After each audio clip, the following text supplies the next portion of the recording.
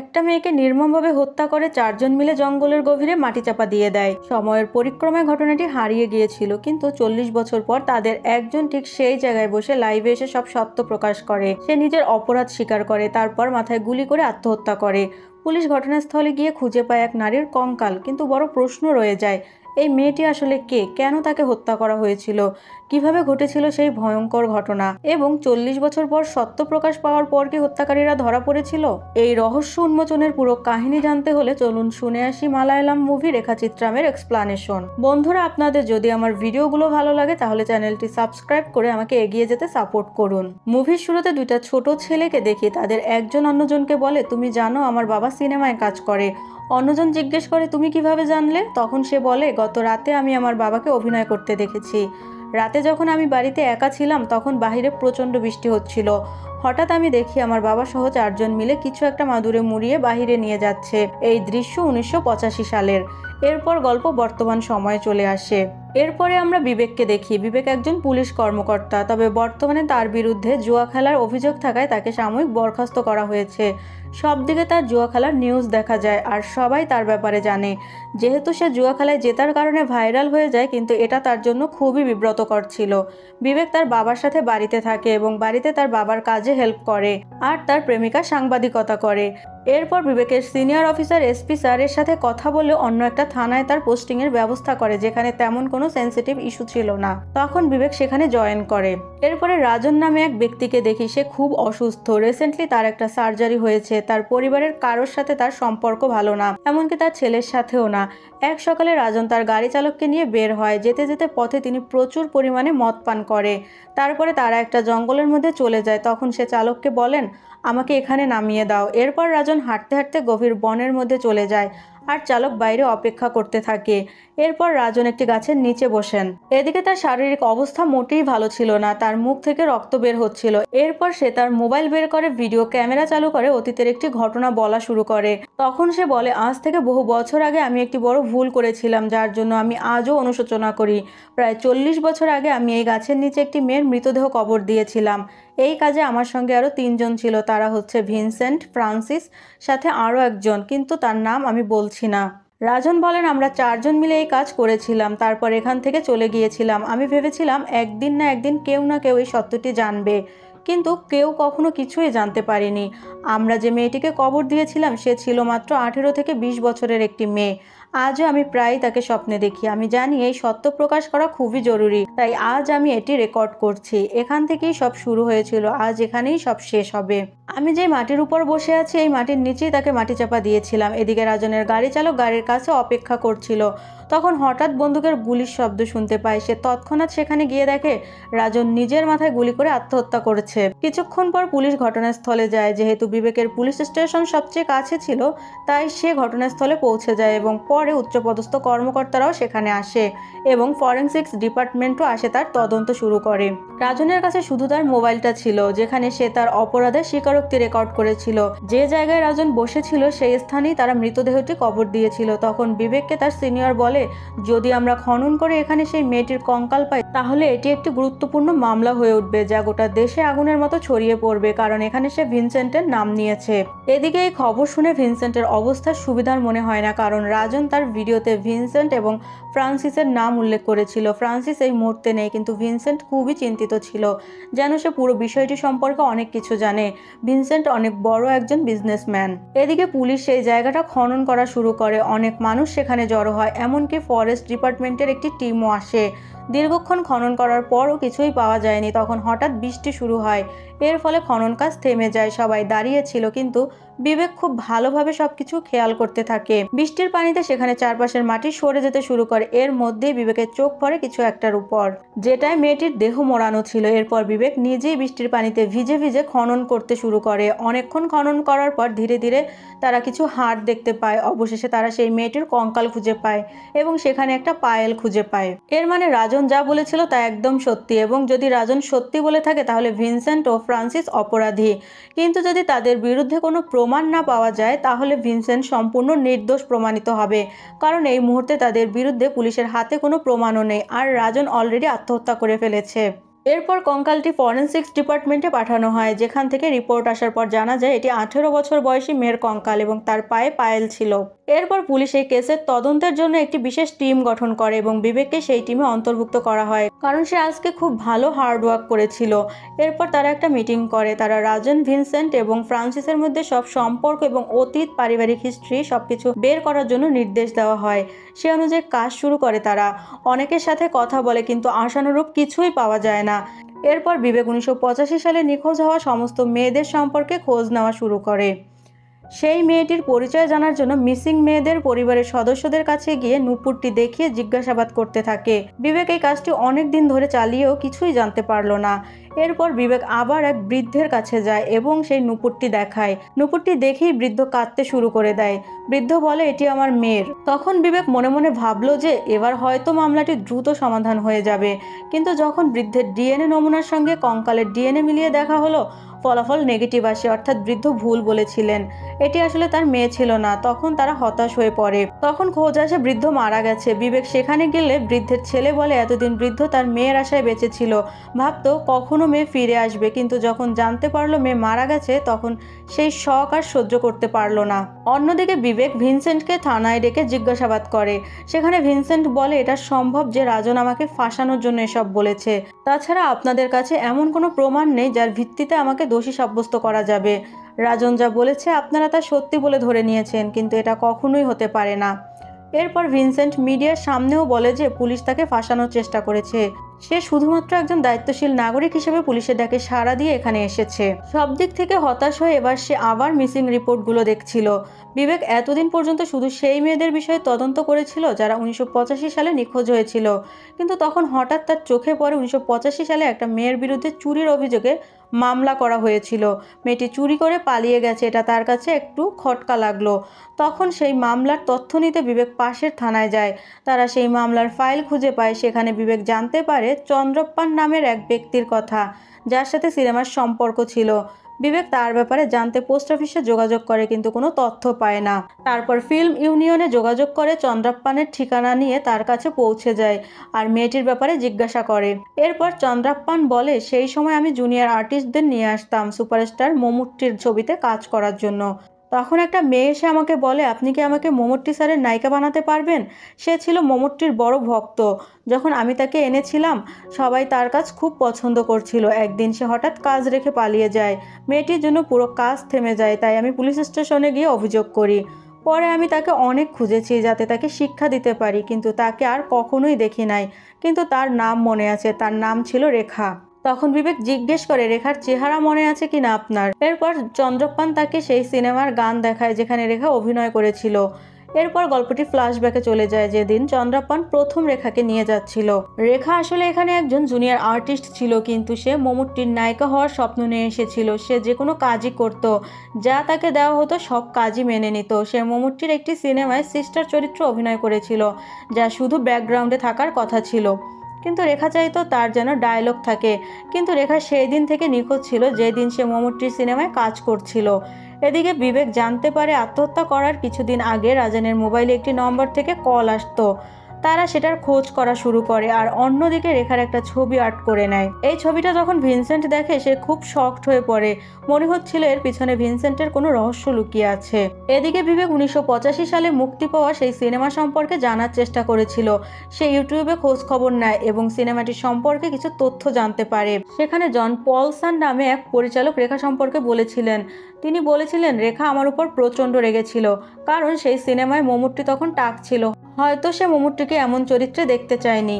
সেই ডাইরেক্ট এসে আমাকে বলে, আপনি সিনেমায় মমুট্টিকে টাক কেন দেখালেন? এটা আপনি ঠিক করেন নাই। এরপর বিবেক বর্তমান সময়ের কামাল স্যারের সঙ্গে দেখা করে এবং সেই সময়ের সমস্ত তথ্য জানতে চায়। কামাল স্যার বলেন, রেখা একজন জুনিয়র আর্টিস্ট ছিল, কিন্তু তার প্রচুর চাহিদা ছিল।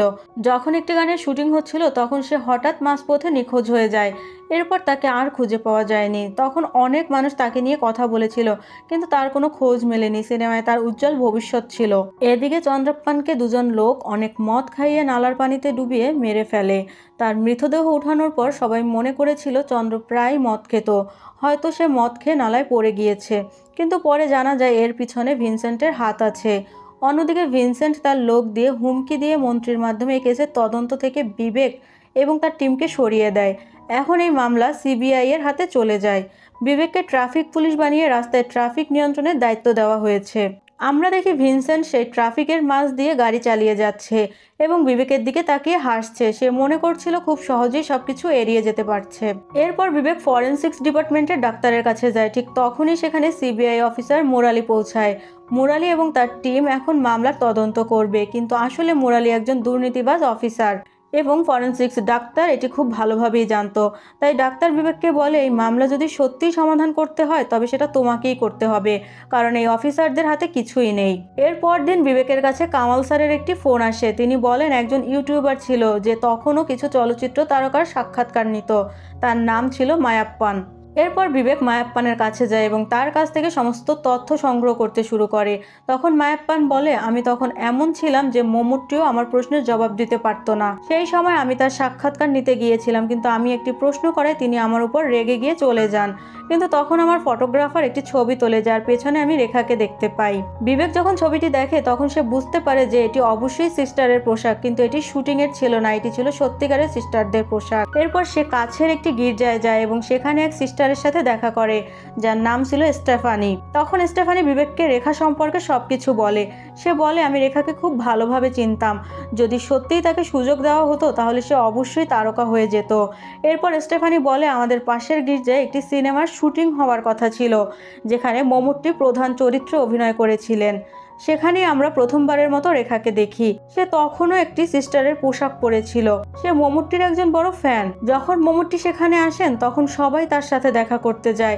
তখন এই ভিড়ের মাঝে রেখার পোশাক ছিঁড়ে যায়। সে সেটি সেলাই করতে দর্জির কাছে যায়, কিন্তু দর্জি বলে তার অনেক কাজ রয়েছে, তাই সে এখন এটা সেলাই করতে পারবে না। রেখা বুঝতে পারছিল না এখন সে কি করবে, কারণ এই ছেঁড়া পোশাক নিয়ে সে খুব বিপদে পড়ে যায়। এরপর সে গির্জায় একজন সন্ন্যাসিনীকে দেখতে পায়, আর সেই সন্ন্যাসিনী ছিলাম আমি। সে আমার কাছে এসে সব কিছু খুলে বলে। আমি তাকে বলি, এটা কোনো ব্যাপার না, আমি তোমাকে একটা নতুন পোশাক দেব, কিন্তু বদলে তোমাকে আমার জন্য একটি কাজ করতে হবে। আসলে আমিও মমূর্তির বড় ফ্যান। তখন আমি তাকে বলি, যদি তুমি আমাকে আগামীকাল মমূর্তির সঙ্গে দেখা করিয়ে দাও তাহলে আমি তোমাকে নতুন পোশাক দেব। রেখা এতে রাজি হয়ে যায় এবং আমাকে প্রতিশ্রুতি দেয়। পরদিন আমি যখন রেখার সাথে দেখা করি তখন সে বলে, মমূর্তি স্যার এখন শুটিংয়ে ব্যস্ত এবং এরপর তিনি লাঞ্চ করবেন। আমি তখন বলি, কোনো সমস্যা নেই, আমি পুরোপুরি ফ্রি আছি, আমি যে কোনো সময় তার সাথে দেখা করতে চাই, ততক্ষণ আমি এখানে থাকবো। কিন্তু শেষ পর্যন্ত রেখা আমাকে সত্যিটা বলে দেয়। সে বলে, আমি তোমাকে মিথ্যা বলেছি, আমি একজন জুনিয়র আর্টিস্ট এবং আমি নিজেই মমূর্তি স্যারের সাথে দেখা করতে পারিনি। তোমার থেকে এই পোশাকটা নেওয়ার জন্য আমাকে মিথ্যা বলতে হয়েছে। কিন্তু আমি তখন এতে একদমই রাগ করিনি, বরং ধীরে ধীরে আমরা দুজন খুব ভালো বন্ধু হয়ে যাই। আমরা দুজন একসাথে বসে মমূর্তি স্যারের সাথে দেখা করার জন্য অপেক্ষা করতে থাকি। এই সিনেমায় রেখা একটি ছোট চরিত্র পেয়েছিল এবং মমূর্তি স্যারের সাথে একটি দৃশ্যের শুটিং করেছিল। কিন্তু ঠিক তখনই প্রচণ্ড বৃষ্টি শুরু হয়। বৃষ্টি দেখে আমি রেখাকে নিয়ে গির্জার ভেতরে যাই। সেখানে গিয়ে আমি সবার সাথে রেখাকে পরিচয় করিয়ে দিই। তখনও বৃষ্টি বন্ধ হয়নি। এবার স্টেফানি রেখাকে বলে, বাইরে খুব প্রবল বৃষ্টি হচ্ছে, এখন বাইরে যাওয়া ঠিক হবে না, আজ রাত তুমি এখানেই থাকো, তোমার থাকার ব্যবস্থা করা হবে। এরপর সবাই একসাথে বসে খাবার খায়। তারপর সবাই ঘুমাতে চলে যায়। কিন্তু পরদিন সকালে সবাই পুরোপুরি স্তম্ভিত হয়ে যায়, কারণ গির্জার ভল্ট থেকে প্রচুর স্বর্ণ টাকা গায়েব হয়ে যায় এবং রেখাও নিখোঁজ হয়ে যায়। ফলে এই চুরির সমস্ত দায় এসে পড়ে রেখার উপর, এমনকি স্টেফানির উপরও, কারণ স্টেফানি রেখাকে এখানে এনেছিল। তাই স্টেফানি বিবেককে বলেছিল যে সে কিছুই জানে না কেন রেখা এটি করলো, তবে তাকে এটা অবশ্যই জানার ইচ্ছা আছে। সে জানতে চায় রেখা আসলে কে, সে কি সত্যিই রেখা। অন্যদিকে আমরা দেখি যে এই সমস্ত খবর ভিনসেন্টের কাছেও পৌঁছে যাচ্ছে। যখন বিবেক প্রত্যেকের সাথে কথা বলছিল তখন ভিনসেন্টও সব তথ্য সংগ্রহ করছিল। এরপর বিবেক তার সাংবাদিক বান্ধবীর সাহায্য নেয়। সে চায় যে রেখা সম্পর্কে সংবাদপত্রে একটি আর্টিকেল প্রকাশ করা হোক।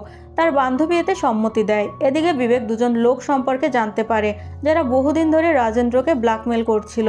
তখন তাদের সন্ধান পায়, তারা গ্রামের একটি ঘরে লুকিয়েছিল। বিবেক সঙ্গে সঙ্গে সেই জায়গায় পৌঁছে যায়। তখন আমরা জানতে পারি যে রাজেন্দ্রকে ব্ল্যাকমেল করেছিল যে দুই ব্যক্তি, তাদের নাম বিনু এবং গোপাল। তারা দুজন বন্ধু। তাদের মধ্যে বিনু বিবেককে সব কিছু জানিয়ে দেয়। সে বলে, আসলে আমরা দুজন একটি গোপন সত্য জানি। আমি সেই গোপন ঘটনা নিজের চোখে দেখেছি। এরপর দৃশ্য সেই শুরুর দিকের ঘটনায় চলে যায়। এই দুজন যাদের সিনেমার শুরুতে দেখেছিলাম, সেখানে বিনু তার বন্ধু গোপালকে বলেছিল যে আমার বাবা সিনেমায় কাজ করেন। গতরাতে আমার বাবা সহ আরও 3জন মিলে একটা মানুষকে নিয়ে যাচ্ছিল। কিন্তু গোপাল যখন এই কথা শোনে তখন সে মনে করেছিল এটি হয়তো মিথ্যা কথা। তাই সে ওই ছবিটি কয়েকবার দেখেছিল। তবে যখন সে পরে এই ঘটনাগুলো সিনেমার দৃশ্যে খুঁজে পায়নি, তখন সে বুঝতে পারে যে আসল ঘটনা সিনেমার দৃশ্য নয়, বরং সত্যিকারের কিছু একটা হয়েছিল। এদিকে বিনুর বাবা, অর্থাৎ সবাই যাকে বেবি নামে চিনত, সে খুবই অসুস্থ ছিলেন। তারা তাকে জিজ্ঞাসাবাদ করে। এরপর তিনি স্বীকার করেছিলেন যে তিনিও এই ঘটনার সঙ্গে জড়িত ছিলেন। তিনি বলেছিলেন যে আমরা 4জন মিলে সেই মেয়েটিকে সেখানে কবর দিয়েছিলাম, কিন্তু কয়েকদিন পরই বেবির মৃত্যু হয়ে যায়, যার কারণে বিনু ও গোপাল রাজনকে ব্ল্যাকমেল করছিল। এরপর বিবেক এইসব ঘটনা শুনে এসপি স্যারকে কল দিয়ে সব জানিয়ে দেয়। বলে বিনু এবং গোপাল সাক্ষ্য দিতে আসবে। যদি এই কেস আমাদের কাছে আসে তবে আমরা সব কিছু সমাধান করতে পারবো। তাহলে এসপি স্যার বলেন যে আমরা ঊর্ধ্বতন কর্তৃপক্ষের সাথে কথা বলবো এবং বিবেককে বললেন বিনু এবং গোপালকে নিয়ে আসতে। এরপর বিবেক তাদের নিয়ে আসতে তাদের বাড়িতে যায়, কিন্তু সেখানে পৌঁছানোর পর সে দেখে যে বিনু গাছের সাথে ফাঁসি দিয়ে আত্মহত্যা করেছে। এরপর গোপালকেও পুকুরে মৃত অবস্থায় পাওয়া যায়। এটা খুব রহস্যজনক মনে হয়, আর এখন এই রহস্য আরও জটিল হয়ে যায়। কিন্তু বিবেক জানে যে ভিনসেন্টই এইসবের পিছনে আছে। এরপর বিবেক আবার বিভিন্ন তথ্য মিলাতে শুরু করে। রাজন তার ভিডিওতে ভিনসেন্ট ও ফ্রান্সিসের নাম বলেছিলেন, তবে রাজন বেবির নাম বলেননি, কারণ রাজন স্যারের মৃত্যুর আগেই বেবি মারা গিয়েছিলেন। এবার সে পুরাতন কিছু ছবি দেখে সেখান থেকে ফ্রান্সিসের খোঁজ পায়। এরপর সে ফ্রান্সিসের কাছে যায় এবং ছবিগুলো দেখায় আর জিজ্ঞাসাবাদ করে, কিন্তু শুরুতে সে অস্বীকার করে। এরপর বিবেকের কাছে যা তথ্য ছিল সব বলে এবং তাকে ভয় দেখায়। তখন ফ্রান্সিস সবকিছু জানিয়ে দেয়। সে বিবেককে বলে, এই অপরাধ আমরা 4জন মিলে করেছি, কিন্তু আমি তোমাকে বলবো আসল অপরাধী কে। এরপর কাহিনী ফ্ল্যাশব্যাকে চলে যায়। ফ্রান্সিস তখন একটি চার্চের কথা বলে। স্টেফানি সেই চার্চে থাকতেন এবং সেখানে আরও একজন মহিলা ছিল যার নাম পুষ্পাম। সেই চার্চে মেইড হিসেবে কাজ করত। সেখানে আরেকজন পুরুষ ছিল যার নাম ছিল বাকচান। এই দুজনের হাত ছিল। বাকচান চার্চে গুরুর দেখাশোনা করতেন। চার্চের যে দান পাওয়া যেত বাকচান সেগুলো লকারে রাখত, কিন্তু রাখার সময় সে কিছু টাকা বাইরে বের করে নিত। একদিন পুষ্পাম এসব দেখে ফেলেন এবং তারপর তার মুখ বন্ধ করতে বাকচান তাকেও কিছু টাকা দেয়। এভাবে তাদের মধ্যে সম্পর্ক তৈরি হয় এবং ধীরে ধীরে তারা একসাথে চার্চ থেকে অনেক জিনিস যেমন চাল, গম আর টাকা চুরি করতে শুরু করে। কিন্তু একদিন পুষ্পাম একটি বড় পরিকল্পনা করে। সে বাকচানকে বলে, এতদিন আমরা যাই করেছি এসব কিছুই না, এখানে এর থেকে অনেক বেশি কিছু আছে। আমরা ছোটোখাটো চুরি না করে মূল লকার থেকে একসাথে সব নিয়ে যেতে পারলে আর কিছুই লাগবে না, পুরো জীবন সেট হয়ে যাবে। তুমি কি আমার সাথে থাকবে? তখন বাকচান রাজি হয়, কিন্তু সমস্যা হচ্ছে সেই ঘরে কাউকে প্রবেশ করতে দেওয়া হয় না। তাই রাতে পুষ্পাম একটি মরা ইঁদুর নিয়ে সেই ঘরে রেখে দেয়। পরদিন সকালে পুষ্পামকে ঘর পরিষ্কার করতে ডাকে। তখন সে সাবানের মধ্যে লকারের চাবির ছাপ নিয়ে রাখে। এর মাধ্যমে পুষ্পাম মূল লকারের একটি নকল চাবি তৈরি করে। এরপর পুষ্পাম সঠিক সময়ের জন্য অপেক্ষা করতে থাকে। সেদিন রাতে পুষ্পাম স্টেফানি সিস্টারের কাছ থেকে জানতে পারে যে একটি মেয়ে চার্চে আসবে এবং রাতে সেখানে থাকবে। তখন পুষ্পাম এই সুযোগটি কাজে লাগাতে চায়। রাতের খাবারের সময় যখন সবাই খেতে যাবে, পুষ্পাম সেই খাবারে ঘুমের ওষুধ মিশিয়ে দেয়। কিন্তু সবাই এই খাবার খায়, শুধুমাত্র রেখা খায় না। তবে রাতে যখন রেখা ঘুমাচ্ছিল তখন হঠাৎ পুষ্পাম রেখাকে আক্রমণ করে এবং সে রেখাকে মেরে ফেলে। তারা পরিকল্পনা করে রেখার দেহ কোথাও ফেলে দিয়ে আসবে। আর যখন বেবি ও বাকচান তার দেহ ফেলে দিতে যাবে তখন আমি আর রাজন সবকিছু দেখে ফেলি, কিন্তু তারা টাকা দিয়ে আমাদের চুপ করে থাকতে বলে। তারা আরও বলে যদি আমরা কিছু বলি তাহলে আমাদের এই কেসে ফাঁসিয়ে দিবে। তখন আমরা নিজে বাঁচার জন্য আর টাকার জন্য তাদের সাথে রাজি হয়ে যাই। এরপর আমরা রেখার দেহকে জঙ্গলের মাঝে নিয়ে গিয়ে একটি গাছের নিচে মাটি চাপা দিয়ে ফেলি। কিন্তু তারপর তারা যখন মাটি ফেলছিল তখন দেখতে পায় যে রেখা এখনও শ্বাস নিচ্ছে আর তার পা নড়ছিল। তাও তারা দেহটি মাটি চাপা দিয়ে দেয়, কারণ তারা চাচ্ছিল যে চুরির সব দায় রেখার উপর দিয়ে তারা নির্দোষ মানুষের মতো জীবনযাপন করবে। যদি এই কাজ না করতো তাহলে তারা ধরা পড়ে যেত। তাই নিজে বাঁচার জন্য একটা নিরপরাধ মেয়েকে হত্যা করে মাটি চাপা দেয় আর তার উপর সমস্ত চুরির অপবাদ দিয়ে দেয়। আর তারা চার্চের লকার থেকে সব টাকা আর সোনা চুরি করে নিয়ে যায়। তখন সবাই ভেবেছিল রেখা টাকা চুরি করেছে। পরবর্তী দৃশ্যে আমরা দেখি যে ভিনসেন্টের স্ত্রী এলিস অসুস্থ, সে এখন হাসপাতালে ভর্তি। তখন কেউ একজন হাসপাতালে কিছু ফুল পাঠায়। নার্সি ফুল এলিসের কাছে নিয়ে আসে। তার উপর লেখা ছিল গেট ওয়েল সুন পুষ্পাম, অর্থাৎ এই এলিস আর কেউই নয়, চার্চের সেই পুষ্পাম। আর এই ফুল পাঠিয়েছিল বিবেক। পরে সে কিছু না বলে সেখান থেকে চলে যায়। এরপর বিবেক তার সিনিয়রকে পুরো স্টোরি বলে যে এলিস এবং ভিনসেন্টের আসল নাম ছিল বাকচান এবং পুষ্পাম, এবং তারা মিলে রেখাকে হত্যা করেছিল এবং সেই চার্চ থেকে সমস্ত টাকা চুরি করেছিল। তখন সিনিয়র অফিসার বলে এখানে সবচেয়ে বড় সমস্যা হচ্ছে যে এখানে এটা প্রমাণিত হয়নি ওই কঙ্কাল রেখারই ছিল। যদি প্রমাণিত হয় যে সেটা রেখার দেহ, তাহলে আমরা ভিনসেন্ট ও এলিসকে গ্রেপ্তার করতে পারবো। এছাড়া এখন কিছু করা যাবে না। এরপর বিবেকের গাড়িকে একটা ট্রাক এসে ভয়ঙ্করভাবে অ্যাক্সিডেন্ট করে। এটি আসলে ভিনসেন্ট করিয়েছিল। এতে বিবেক গুরুতর আহত হয়েছিল। এদিকে বিবেকের গার্লফ্রেন্ড রেখাকে নিয়ে একটা আর্টিকেল প্রকাশ করেছিল। এরপর সে একটি কল পায় একজন অভিনেতার কাছ থেকে, যার নাম ছিল জগদীশ। তারপর বিবেক এবং তার গার্লফ্রেন্ড সেই অভিনেতা জগদীশের সাথে দেখা করতে যায়। এরপর জগদীশ বলে, তখন আমি আমার প্রথম সিনেমা করেছিলাম, আমি একজন স্ট্রাগলার অ্যাক্টর ছিলাম। তখন রেখার কাছ থেকে আমি প্রথম চিঠি পেয়েছিলাম, যাতে সে আমার কাজের প্রশংসা করেছিল এবং তার প্রত্যুত্তরে আমি তাকে ধন্যবাদ জানিয়েছিলাম। এরপর রেখা থেকে অনেক চিঠি আসতে থাকে, যেখানে সে আমাকে ভাই বলে ডাকতো এবং আমি তাকে বোন বলতাম। তারপর বিবেক সেই অভিনেতার কাছ থেকে রেখার চিঠি পাঠানোর ঠিকানা নেয়। বিবেক সেই ঠিকানা অনুযায়ী কন্যাকুমারীতে পৌঁছায়, কারণ সেই চিঠিগুলো কন্যাকুমারী থেকে আসতো। ঠিকানা অনুযায়ী সেই বাড়িটা খুঁজে বের করে। বাড়িতে একজন মহিলার সাথে দেখা করেন। সেই মহিলা রেখার বোন। তখন বিবেক রেখার ব্যাপারে জিজ্ঞাসা করে। এরপর রেখার বোন একটি ফ্ল্যাশব্যাক গল্প শোনায়।